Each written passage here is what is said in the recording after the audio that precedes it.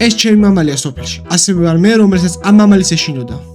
ასევე მქონდა ერთი შიში, გავსულიყავი ტუალეტში ღამე, რომელიც სახლიდან სულ რაღაც 10 მეტრშია. სწორედ ჩემი შიშების დასაძლებლად გადავწყვიტე დავჩენილიყავი სალოცავში, რომელიც ტყის წვერშია. აი იქ.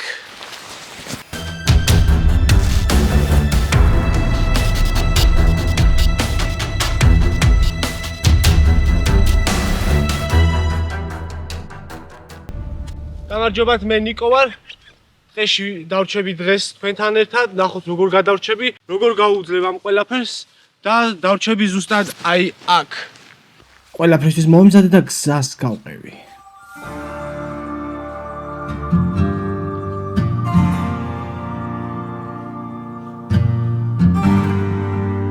ეხლა მთის ძირში მოვედი და არის დასაწყისი.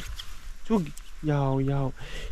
აქ ჯერ კიდევ არ ვიცოდი რომ ეს ძაღლი გახდებოდა ჩემი მთავარი თანამგზავრი. უბრალოდ ერთი რაღაცის თქვა მინდა რა, ეგ სალოცავი არის, სადაც მე ვისვენებ და იქ ერთი ისიც წერია რა. ნუ დააბინძურებთ შენ სამშობლოს. და აი უამრავი ბოთლები, პარკები და რაღაცეები ყრია და უბრალოდ გთხოვთ თუ ვინმე აქ მოხვდებით, არ დააბინძუროთ და თუ ეს ვიდეო რაღაც გამოხმაურებას მოიპოვებს, მინიმუმ 1.50 კაცი მაინც დამიწერს რომ და #NikoVibe და ასუფთავეს ვინც დაწერს კომენტარებში. ჩამოვალ ერთი დღე აქ და მივაწყრიალე, ალბათ ძალიან ბევრი ნაგავი გაიფსება. სწორედ ამ მომენტში დამებადა ძალიან ძლიერი იდეა, რომელსაც ჩემ Instagram გვერდზე იხილავთ. აი საქართველო მაგიტომ მიყვარს, რომ აი ხა დიდი ხანი არ ცხოვრობდი მე საქართველოში რა. ნუ არც ისე დიდი ხანი, მაგრამ აი ქუჩაში რო ძაღლები ხვდებიან, კი მესმის რომ რთულია ამათვის, მაგრამ აი ძალიან მენატრებოდნენ ეს ქუჩის ძაღლები ბუნებასთან. სხვა საქართველოში ვაფშე სხვა ურთიერთობა და მაგიტომაც ძალიან მიყვარს ჩემი სამშობლო. წყალს დავლევ და გავუდგები გზას ზემოთ ავალ სალოცავში, სადაც უკვე კავშირი კარავს, მოვჭრი ხეს. არ მოვჭრი, დავრგავ ხეს. ყველაზე დიდი პრობლემა მაინც ის არის, მოაღმარცაიული დაისვენ რაღაცა, მაგრამ მე ფიქრება ღამე იქ დარჩენაზე, იმიტომ რომ მართლა რთულია ჩემი აზრით. ვიზა ჩემი მიყვებოდა ისტორიებს, როგორ შეჭამა მგელმა ცხარი სახლის გვერდზე. ეს არის 8 მარტი ხალხო. აი ესეთი იები დავკრიფე. 8 მარტს მაქვს დაბადების დღე და კომენტარებში აუცილებლად დამიწერეთ დაბადების დღის მოლოცვა, იმიტომ რომ ძალიან გამიხარდება. გილოცავთ ყველას 8 მარტს.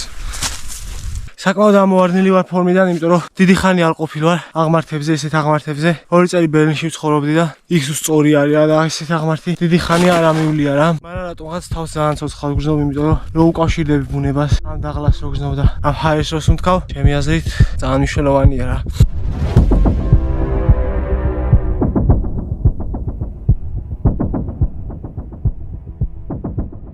მოკლედ მეგობრებო, ამოვედით დანიშნულების ადგილას და პირველ რიგში მინდა დაგათვალიერებინოთ ეს ლამაზი ციხესიმაგრე. ბოჭორმა კონტროლს უწევდა ივრის ხეობიდან კახეთში მიმავალ გზებს. ისტორიულად ვინც ფლობდა ბოჭორმას და უჯარმას, ის ფლობდა მთელ შიგა კახეთს. 914 წელი. არაბთა საადალმა აბულ კასიმა დაიპყრო კახეთის უდიდესი ნაწილი, მაგრამ ბოჭორმა ვერ აიღო, თუმცა კახეთის მთავარ კვირიკე მეორემ მოგვიანებით ციხე მაინც დათმო დროებით, რათა გადაერჩინა ქვეყანა აოხრებისგან. 1010 წელი. ბაგრატ მესამემ კახეთ-ჰერეთის შემოერთების დროს პირველ რიგში სწორედ ბოჭორმა დაიკავა. ეს ითვლებოდა კახეთის დამოუკიდებლობის დასასრულად იმ პერიოდში. ეს არის ცენტრალურ გუმბათოვანი 6-აფსიდიანი ტაძარი. შიგნით შემორჩენილი არის მე-12 საუკუნის ფრესკები, რომლებიც თავისი მხატვრული სტილით დავით აღმაშენებელის და თამარ მეფის ეპოქის გარდამავალ პერიოდს ასახავს. 1740-1750-იან წლებში, როცა ლეკდა თარეში პიკს აღწევდა ერეკლე მეორე ციხეს საფუძვლიანად განაახლა. 1751 წელს, როცა აზატ-ხანი დიდი ჯარით შემოიცა, ერეკლემ ოჯახი და საგანძური სწორედ ბოჭორმის ციხეში შეხიზნა, რადგან ის ქვეყნის ყველაზე საიმედო თავშესავრად მიიჩნეოდა. ამ ტაძარში არსებობს ესეთი ტრადიცია, ეს რეალურად მომხდარა ეს ფაქტები, ამოდიან და ტოვებენ ამ აკუნს. ისაც პრობლემები აქვს შვილის ყოლის, ასე ვთქვათ, ისინი ამოდიან აკუნებს ტოვებენ და ძალიან ბევრი ისტორია არის რეალური, ვისაც უშველა და ალბათ ჩემი აზრით რაღაცა ძალა აქვს მართლა და რესტავრაციას იმსახურებს ეს, რადგან არის მე-12 საუკუნის შენობა, რავი, ძალიან მნიშვნელოვანი არის და რო ამოდი ხარ აი რაღაცნაირად ხვდები რომ უყურადღებობოდარი რა აქაურობა. ეთყობა ეხა რომ ვიღაც ადგილობრივები ზრუნავენ, მაგრამ უფრო მეტი ზრუნვაა საჭირო. შესაძლებელიც არის აქ, სამწუხაროდ ფული არ მაქვს, მაგრამ ჩავაგდებდი. კიდევ მინდა განახოთ ერთი ძალიან მნიშვნელოვანი დეტალი, ეს ჭა არის მე-12 საუკუნის. ეს ჭა არის მე-12 საუკუნის და თის წვერზე ვარ და ეს წყალი არის ამოსული აქ, მთის წვერზე არის წყალი ამოსული, ჩემი აზრით ძალიან საინტერესოა და მე-12 საუკუნის როგორც თუ სწორად ვიცი, ესე მახსოვს, ეს ჭაც არის აქ და რავი, ამ წყალს რო დალევ, ხო, ადამიანს რა უნდა მოგივიდეს? ხურდები ყრია ოსეთრია.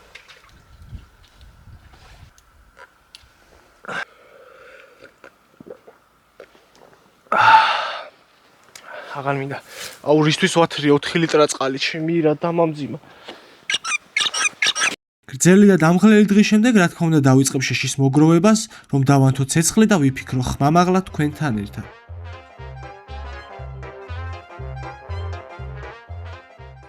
ერთადერთი მიზანი აქ წამოსვლის იყო, რომ ყველაფერს მოვშორებოდი და გავიაზრე ერთი რაღაცა, რომ ყველაზე მნიშვნელოვანია, რომ რაღაცა გააკეთო რა, ღირებული, რაღაცა შეიძლება ერთი ნაბიჯი გადადგა, რაღაც ძალიან უნიშნელო ჩანდეს, მაგრამ თავარია რომ ღირებული გააკეთო ერთი პატარა რაღაცა და ვეძებდი ისეთ კონტენტს, რომ აი პოპულარული გამხდარიყო რა, მაგრამ პოპულარული უამრავი უაზრო რაღაცაც ხდება, მაგრამ აი ჩემი აზრით ყველაზე პოპულარული ხდება ისეთი რაღაცეები, რაც რეალურად კარგი არის რა, იმიტომ რომ თუ რეალურად კარგს აკეთებ, აუცილებლად ხალხიც მოგიწონებს რა. ჩემი აზრით ხის დარგვა და ის ჩელენჯი, რომ აი ყველა ვიდეოში გავაკეთებ ერთ რაღაცას მინიმუმ დავდგავ ერთ ხეს, ძალიან კაი იდეა რა და ჩემი კონტენტი იქნება ასეთი, რომ ანუ ყოველ ვიდეოში გავაკეთებ ერთ კარგ რაღაცას, ოღონდ ბუნებისთვის, იმიტომ რომ ადამიანებმა საკუთარ თავს უნდა გაუკეთონ თავი კაი რაღაცეები და ბუნებას აქეთ ჩვენ ვაზიანებთ და პირიქით ჩემი აზრით ბუნებას უფრო დახმარება სჭირდება ვიდრე ადამიანებს. ყველაფერი ნადგურდება, ისინი ბომბებს ისვრიან, აქეთ რაღაცეები, აქეთ ხალხი ხეს ჩეხავს, ბუნებას ერთადერთი რაც არის არავინ არ ზნობს და ყველაზე მნიშვნელოვანია, ვინც გვერდში დამიდგება, ელემენტარული გაფოლოვებით და გამოწერით ამ არხზეც და იმ ინსტაგრამის არხზეც რაც იგეგმება რომ გავაკეთო, გამოიწერეთ აუცილებლად და იდეაში მთავარი მიზანი რაც არის, ეგ იდეა მაქვს რომ ბუნებას მივხედო რა, იმიტომ რომ აი ხაც ძალიან განადგურებული ამ ვიდეოში ქვემოთ ნაგავი ყრია რაღაცა და ესე მარტო ძალიან ცუდი არის და ძალიან რთული გასაკეთებელია ყველაფერი და უამრავი რაღაცის გაკეთება შეიძლება და ხალხი უბრალოდ ქალაქში საცხოვრებლად მიდის აქედან და სხვა ქვეყნებში საცხოვრებლად მიდის და ძალიან ცუდი ფაქტი არის ეს რა. აქაურობა როგორიც არის და რაც არის, აი ულამაზესია და აი რატომ უნდა იცხოვრო მაგალითად ქალაქში, ხმაურში და რატო არ უნდა იცხოვრო აქ? რატო არ უნდა მოიყვანო აქ შენი მოსავალი და რატო უნდა იყიდო ქალაქში თურქეთიდან შემოტანილი პროდუქტი?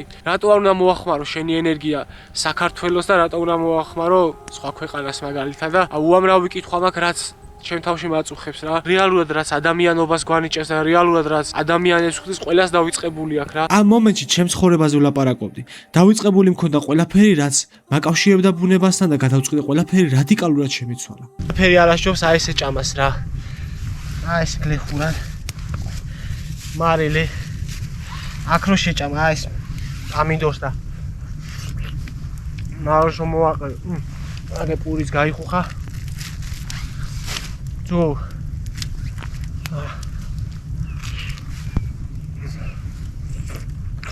ხოდა ასე მთაში ჭამა ვაფშე სხვანაირია რა ესე. პირდაპირ. ყველი ჰაერზე სულ სხვანაირად იჭმევა.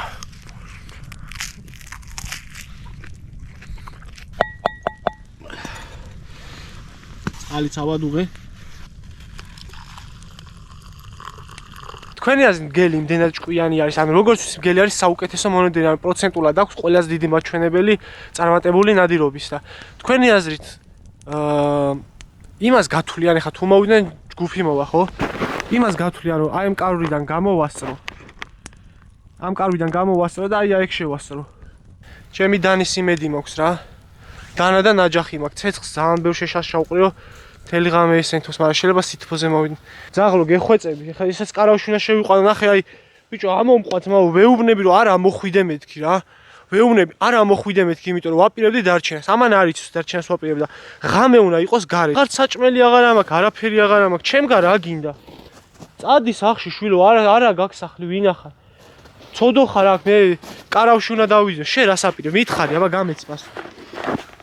გეუბნები, წადი სახში, თავი დაბანები, მაინც აქ რჩები, რატო? რატო, ჰა? გელვა რო შეგჭამოს, მე რა შვები? ვაიმე, წამო კარავში ერთად დავიძინოთ. კაი, მადლობა რომ ჩემ გვერდით ახარ და მომხნევებ რა. თუ რაღაცაა ჯერ შენ შეგჭამე, მე გადავჩები. საკმაოდ სიცივეა და ჩემი აზრით ღამე ერთ-ერთი რთული იქნება დღევანდელ დღეში, იმიტომ რომ მიზანიც ის იყო, რომ ჩემი შიში გადამელახა, როცა ადრე მეშინოდა უბრალოდ ტუალეტში გასვლისას, დღეს ამოვედი და მთაში მთის წვერზე დავრჩი.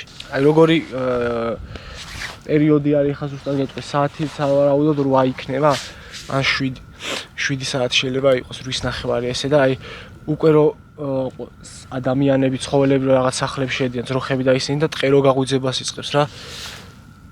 იქიდან ტურის ჭყვილი თუ რა ქვია, ჭყვიტინებს თუ რაღაც გეძახის, იქიდან ტურები ისმის, აქედან ძაღლები იწყებენ ყეფას და მე და ჩემი მეგობარი ვართ აქ ცეცხლთან და ვფიქრობ, რომ სანამ ცეცხლიანთია, სიმშვიდე იქნება ჩვენთანაც.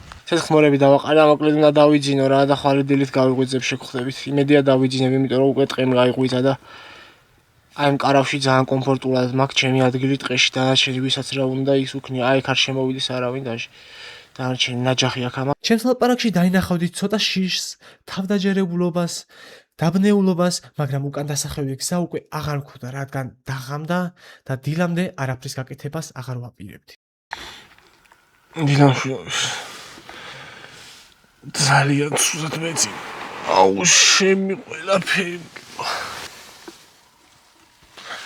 აი ეს თადელაში ვიყავი ხული რა.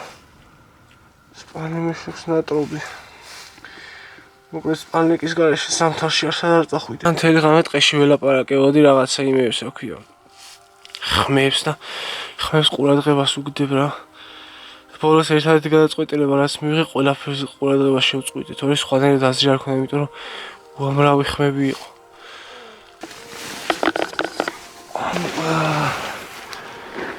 ოპა. თიგო, წახვედი დამტოვე. დილამ 7-დან გათენდა და საუკეთესო განცდა იყო ამ დღეს.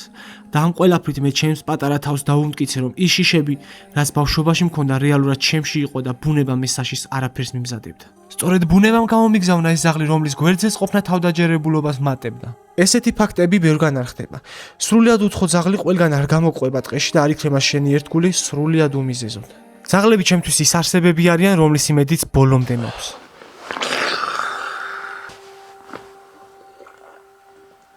ამ დღეს მე ჩემი შიში დავამარცხე.